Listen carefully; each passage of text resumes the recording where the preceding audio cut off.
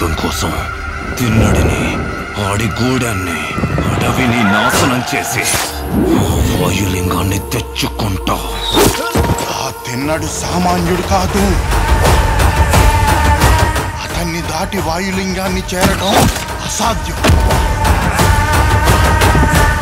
వాయులింగం మీద దుర్మార్గుల చూపు పడింది. ఈ వాయులింగ రహస్యం కాపాడడానికి నా ప్రాణాలు సైతం అర్పిస్తాను. ఈ గూడెంలో ఏ బిడ్డకి ఆపద రానివ్వను. ఇది నా ఆన, తిన్నడి ఆన.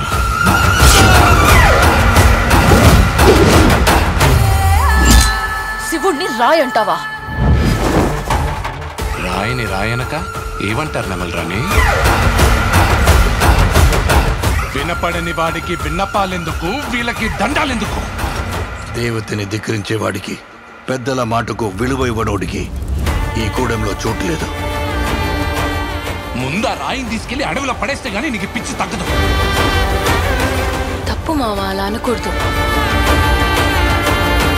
ఇలాంటి వాడు మీకు గొప్ప భక్తుడవుతాడని నమ్మకం ఏంటి ప్రభు?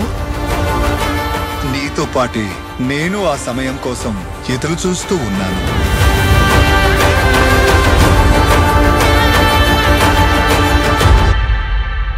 రుద్రా,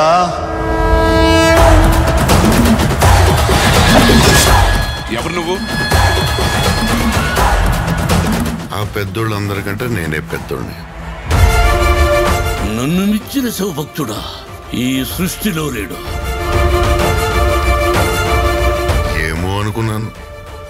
నువ్వు నీ దేవుడు తోడు దొంగలే.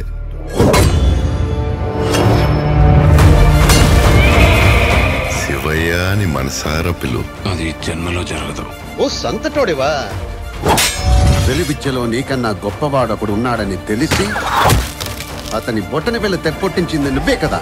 వెళ్ళబోయ్యా, వెళ్ళిక్కడి నుంచే. నేనింక నిన్ను వదలను. ఇది నా అన్న, తిన్నడి ఆన. శివలీల.